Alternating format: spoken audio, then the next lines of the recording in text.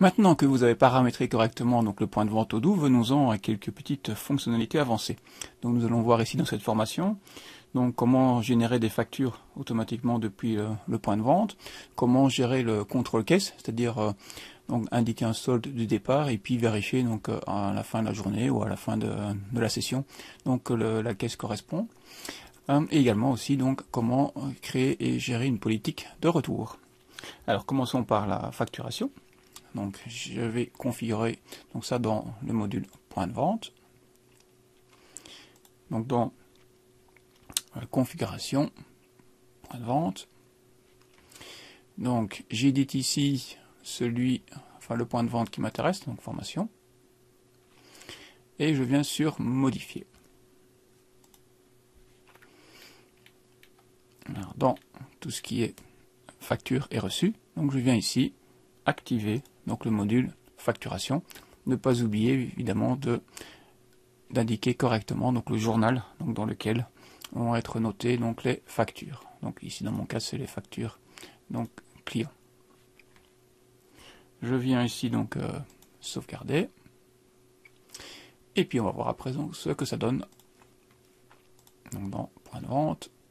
Donc voilà, le module charge tous les petits compléments et j'arrive ici dans une nouvelle session point de vente. Donc je vais indiquer quelques petits produits. Voilà.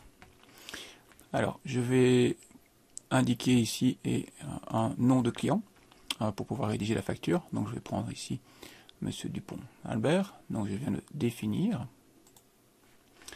Et puis c'est lors du paiement que je vais retrouver finalement cette possibilité de facturer. Donc paiement. Alors je viens ici donc sur l'onglet donc je vais toujours lui dire qu'il y a un paiement qui se fait en espèces, par exemple donc 10 €. Voilà. Et je peux ici cliquer sur facture. Je viens sur valider. Donc il y a ici donc mon ticket de caisse qui est édité, que je peux imprimer. Mais j'ai aussi ici une facture, donc je vais cliquer pour l'ouvrir, une facture qui est ouverte, avec donc le nom de mon client, avec un numéro de facture, et ici donc la numérotation automatique, donc qui est la première de 2020. Voilà. Donc je vais fermer cette facture, qui est éditée, que je peux imprimer bien sûr. Et je peux alors cette fois-ci passer à la commande suivante. Je vais voir dans la comptabilité donc ce que ça donne. Donc je vais clore ma session ici, donc clore et confirmer. Je reviens donc dans le système ici, donc Odoo, et je peux ici donc retrouver donc soit donc dans commande, donc j'ai ici formation 04, donc je peux cliquer, donc j'ai ici cette fois-ci donc le nom d'un client avec la possibilité de retrouver ici donc ma facture payée, donc déjà puisqu'elle était payée donc en espèces avec mon numéro de facture. Donc on peut évidemment l'envoyer et l'imprimer si on le souhaite à nouveau. Donc je vais fermer donc et valider les écritures. Et pour vous montrer cette fois-ci donc comment dans le point de vente pouvoir accepter des retours. Donc imaginez donc qu'une personne ait acheté des produits chez vous et puis se dise ah zut finalement je n'en souhaite pas ou je ne les souhaite plus. Donc je fais une nouvelle session. Donc c'est très simple au fait. Donc vous, à nouveau, donc imaginez que la personne nous ramène 2 briques de jus d'orange. Donc plutôt que, soit vous les scannez évidemment, hein, donc si vous avez l'article devant vous, et vous pouvez ici donc indiquer un moins 2 par exemple, si elle rend 2 briques, et vous aurez comme ça un ticket donc négatif. Voilà, c'est aussi simple que ça. Vous pouvez aussi par exemple ici cliquer sur on ramène aussi un jus de pomme, là on en ramène 10, voilà. Et alors lors du paiement on aura cette fois-ci donc un remboursement à effectuer. Donc il devrait être fait donc par vous. Voilà, donc c'est assez simple. Donc je viens retourner et je vais supprimer cette commande pour ne pas perturber la comptabilité. Donc je clique sur le moins en haut, je confirme. Donc c'est supprimé. Alors ce qui est possible de faire est très intéressant, surtout si on travaille avec des caissiers, donc c'est d'installer ce qu'on appelle mettre en place un système de clôture et de confirmation donc de caisse, un contrôle de caisse. Donc à nouveau, je vais fermer ma session, c'est obligatoire, parce qu'on ne peut pas modifier la configuration d'un point de vente lorsqu'il est encore en cours. Donc je vais valider les écritures comptables, et je viens ici à configuration point de vente. Je reviens sur formation, je viens sur modifier, et donc ici, je vais pouvoir modifier donc la partie donc, et créer ce qu'on appelle le contrôle donc, de caisse. Donc ici, donc, contrôle donc, de caisse, qui me permet donc de vérifier, de valider à l'ouverture et à la fermeture de la caisse, de vérifier fait qu'il n'y ait pas eu d'erreur. Donc soit vous créez ici directement un contrôle de caisse automatique en disant ben voilà, tous les jours j'ai 100 € dans ma caisse. On peut le définir ici. Ou bien alors vous définissez jour par jour, donc le montant que vous avez, et ça se fera donc dans le module point de caisse. Donc je peux ici mettre par exemple qu'on a, je vais définir ici en imaginant qu'on est tous les jours donc un certain nombre de billets de pièces, donc je vais mettre qu'on a tous les jours donc 5 billets de 5 €, qu'on a tous les jours un billet de 50, qu'on a tous les jours 10 pièces de 1, qu'on a tous les jours je vais simplifier, donc 10 pièces je vais mettre 5 pour arriver à 100, et puis on va mettre donc 10 pièces de 0,20 cents ici. Ouais. On va mettre la virgule. Et puis on va mettre aussi des pièces de 10 cents alors. Donc 10 fois 0,10. Et on va arrondir en mettant une nouvelle pièce ici pour arriver à 100 € par exemple. Voilà, donc j'ai défini ici mon fond de caisse par défaut. Donc je sauvegarde. J'ai ici une information 100 €. Je peux ici sauvegarder. Je quitte la configuration et je viens voir ce que ça donne lorsque je crée une nouvelle session. Voilà, donc en débutant la nouvelle session, donc je vais cette fois-ci ici, donc on va avoir un contrôle à l'ouverture qui va s'opérer et aussi donc un contrôle de fermeture. Donc ces deux opérations donc, qui ont été ajoutées dans le système de gestion d'Odoo. Quand j'ouvre la session, donc il vient ici me demander donc si je possède bien donc tous ces montants-là, donc je vais vérifier, je confirme. Donc j'ai un starting cash de 100 et je peux cette fois-ci maintenant donc démarrer la session pour me rendre donc sur le système de point de vente. Donc je clique, j'effectue mon opération. Oh, ici je vais faire simple, je vais rajouter 10 produits à 20 €, donc pour passer à 120. Donc paiement, le client me paye donc 20, je valide, commande suivante, et puis je termine donc l'opération et je vais voir l'impact que c'est au niveau de la caisse. Donc ici, je vais clôturer, donc imaginons qu'on est à la fin de la journée. Donc le petit contrôle m'indique que j'avais 100 € de trésorerie, 20 € qui est ajouté. Normalement, ça tend à avoir 120, et donc il me demande cette fois-ci de réaliser la clôture donc de la caisse. Donc je clique, et donc je vais indiquer ici le nombre de pièces et de billets qui me restent donc à la fin de la journée. Donc voilà, donc on va réintroduire donc les différentes valeurs. On peut faire simple, hein, donc normalement il me faut 120. Donc j'ai sûrement un billet aussi de 20, mais ici par exemple qui a été ajouté. Et ici donc voilà, par exemple pour arriver à 120, donc faire simple. Donc j'indique que j'ai 120 €, donc je vais pouvoir comme ça, donc ici clôturer donc ma session. Donc il m'indique qu'il y a eu une commande de 20 en faisant fin de session. Donc je peux cette fois-ci donc contrôle de fermeture, valider les écritures.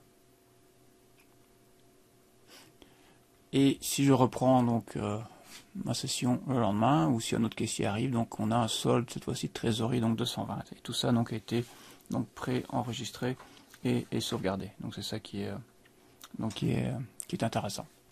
Voyons maintenant de nouvelles fonctionnalités encore avancées, donc comme l'utilisation par exemple du code barre, donc l'utilisation de plusieurs caissiers, la possibilité également donc de gérer des programmes de fidélité. Donc tout ça se paramètres, donc déjà donc au niveau point de vente. Par contre, pour tout ce qui est utilisation d'un code barre, donc je vais aller dans article, et cette fois-ci je vais pouvoir définir jus de pomme par exemple. Donc cette fois-ci au niveau code barre, donc c'est assez simple. Donc vous devez au niveau de l'article cette fois-ci donc indiquer un code barre. Soit vous en disposez, sinon il y a un chouette outil, un chouette site en ligne donc qui s'appelle Barcode Tech IT, donc ici, qui permet de générer des codes barres. Donc en Europe on travaille souvent avec des codes barres EAN13, donc je viens ici sur EAN, donc 13, qui a 13 caractères. Et ici donc vous pouvez renseigner donc les données, et vous avez ici le code barre que vous pouvez donc télécharger ou imprimer. Donc vous pouvez évidemment modifier ces articles en fonction des vôtres. Donc je vais juste copier celui-ci, qui est un exemple de démo évidemment. Donc je viens sur mon jet de pomme, et donc au niveau code barre, donc je peux le coller.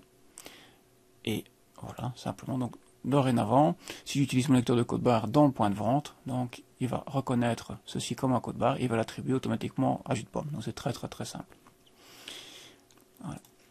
Alors, au niveau utilisation de plusieurs caissiers, donc hein, ça risque donc d'être le cas. Donc cette fois-ci, c'est paramètres de configuration du point de vente. Donc à nouveau, je prends mon point de vente formation, et ici, modifier. Donc je viens indiquer cette fois-ci, donc on va pouvoir se loguer avec donc des employés. Alors ça veut dire qu'il va aller rechercher toutes les personnes qui sont connectées à la plateforme. Je peux ici effectivement donc en autoriser certaines ou en restreindre justement. Donc par défaut, donc il va prendre donc toutes les personnes qui sont inscrites sur la plateforme. Donc je mets connecter avec des employés. Donc je mets sauvegarder. Alors pour que cela fonctionne, donc il faut absolument donc que l'utilisateur soit enregistré comme employé. Donc il y a une différence donc entre les employés de la société et les utilisateurs de la plateforme. Donc les utilisateurs peuvent donc se connecter, tandis qu'un employé donc lui fait partie de la société. Donc dans le module employé, donc vous devez retrouver ici donc cette personne David. Donc c'est ici que toutes les personnes donc vont apparaître dans le module point de vente. Donc pour créer des employés, donc vous pouvez ici simplement les ajouter. Donc ça s'ajoute de la même façon qu'un utilisateur de la plateforme. Petite remarque aussi au passage, donc vous pouvez ici dans les paramètres RH donc définir un badge. Donc ici donc vous pouvez définir donc un numéro de badge, vous pouvez même l'imprimer, donc ce qui permettra alors lors du passage donc au point de caisse donc de pouvoir badger, et donc ça permet de changer automatiquement de caissier. Donc je reviens, on va voir ce que ça donne donc au niveau du module point de vente. Donc je crée une nouvelle session, donc j'ouvre donc la session, je confirme la caisse, je démarre donc la session, je continue la vente, et c'est ici donc que j'ai la possibilité soit donc de scanner un badge, ou bien alors cette fois-ci de sélectionner un caissier. Donc en mettant sélectionner un caissier, il va m'afficher tous les employés donc pour l'instant de la société. Donc je vais prendre par exemple David ici, et je peux, donc ici je vois que je suis connecté en tant que David, toutes les opérations qui vont s'effectuer, donc y compris le contrôle de caisse, donc vont être enregistrées donc au nom de David. Donc c'est assez intéressant. Alors au niveau, tant que je suis ici dans ce paramètre, parfois donc on souhaite pouvoir réimprimer un reçu. Donc je vais vous montrer un petit peu donc comme ça, parce qu'il faut que le menu s'ajoute ici. Donc je quitte, je ferme la session. Donc je vais devoir fermer la session puisqu'on va modifier les paramètres. Donc je mets fin de session. Oui, donc je dois mettre ici que j'ai bien 120. Allez, 6 billets. Pour arriver à 120, parce que j'ai un petit message qui m'indiquait que le contrôle case n'était pas correct. Donc dans configuration du point de vente, donc ici je viens simplement donc indiquer ici donc que je vais pouvoir modifier, réimprimer le menu. Alors ça se trouve, réimprimer les reçus, pardon. Réimpression donc du reçu, modifier. Donc, à réimpression du reçu, voilà, une première possibilité. Et alors tant que j'y suis, eh bien je vais venir paramétrer ça, l'armée, c'était fait aussi. Et donc je peux venir voir aussi, je vais activer plusieurs choses, comme ça sera plus facile. Donc, on fera le restaurant après. Les devices, non. Je viens les remises globales, voilà. Le programme de fidélité qu'on peut ajouter aussi. Et bien comme ça c'est déjà pas mal. Voilà. Donc je vais activer donc des petites opérations finalement commerciales pour nos clients. Donc au niveau remise globale, donc il y a simplement un petit article donc qui va être ajouté au point de vente, donc il va être possible donc de choisir. Donc ici on peut l'éditer en fait. Donc c'est un article. Vous pouvez écrire un article et le nommer comme vous voulez. Vous indiquez donc ici simplement il doit pouvoir donc être donc disponible donc dans le point de vente. Voilà. Donc ici j'ai défini dire remise d'office 10%, vous pouvez définir ça, donc ça permet par exemple comme ça d'office d'octroyer automatiquement une remise à 10%, on verra ça tout à l'heure. Le programme de fidélité, donc vous pouvez mettre ici en place un système donc de fidélité. Donc je vais mettre ici que les prix sont les montants taxes incluses et dans la carte de fidélité ici. Donc je vais indiquer ici par exemple que chaque fois qu'un client vient commander, donc il a un point. Une fois qu'il a acquis 5, qu'il a passé 5 fois en caisse, donc il a droit à un bon de 5 €. Donc je viens ici donc créer au fait un bon de 5 €. Ici un article de remise de 5 €. Voilà, donc c'est une remise un peu spéciale pour la valeur chaque fois qu'il arrive à 5 €. Sauvegarder ici. Voilà. On pourrait donc, je l'ai appelé programme carte de fidélité. Maintenant vous pourriez donc l'appeler donc autrement. Ça va donc le petit module donc ici le bon de 5 € qui a un article. C'est une remise. Vous pouvez définir une remise donc en valeur. Donc remise de 5 à chaque fois et voilà. Je sauvegarde tout ça et puis on va venir voir un petit peu donc tous les changements. Point de vente, une nouvelle session, j'ouvre la session, j'ai bien 120, parfait, je démarre la session, je continue la vente,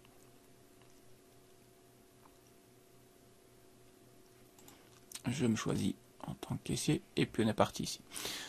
De nouveaux onglets sont apparus donc au niveau du point de vente, donc on a récompense, remise, réimpression du reçu, donc ici.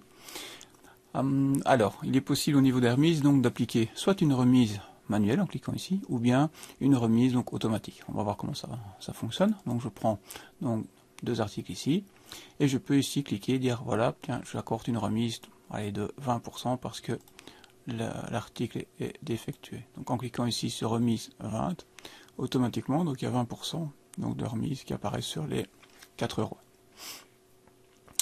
Je peux supprimer donc l'article ici, 0. Pour choisir autre chose, prenons ceci, et spaghetti, voilà. Donc l'autre façon de procéder, c'est d'utiliser la remise, alors cette fois-ci donc automatique, en utilisant l'onglet remise. Donc je suis à 17,67, je clique sur remise, il me propose les fameux 10% par défaut qu'on a définis dans les paramétrages donc, du point de vente. Donc je peux ici valider et dire voilà, donc il va sur les m'accorder une remise donc de 1,61 €. Donc la remise ici s'effectue toujours donc hors TVA. Donc voilà un petit peu ce qui concerne donc l'influence de la remise.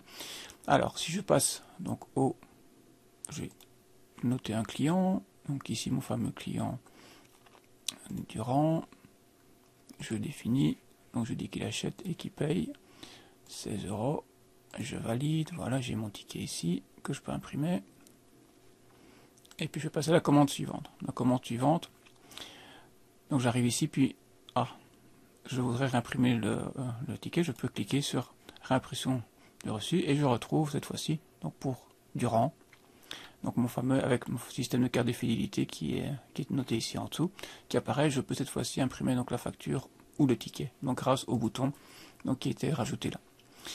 Donc ce monsieur n'a toujours pas droit à la récompense, hein, donc si je clique sur récompense pour ce fameux monsieur là, donc je clique, je définis le client, donc il n'a toujours droit à rien puisqu'il a passé qu'une commande, donc je vais rajouter rapidement, donc toujours pour Durand, donc 2, 3, payé par banque, validé, commande suivante, je choisis toujours donc 2 points, donc il en faut 5 pour avoir, donc pops, paiement, banque, validé, donc il a 3 points au total.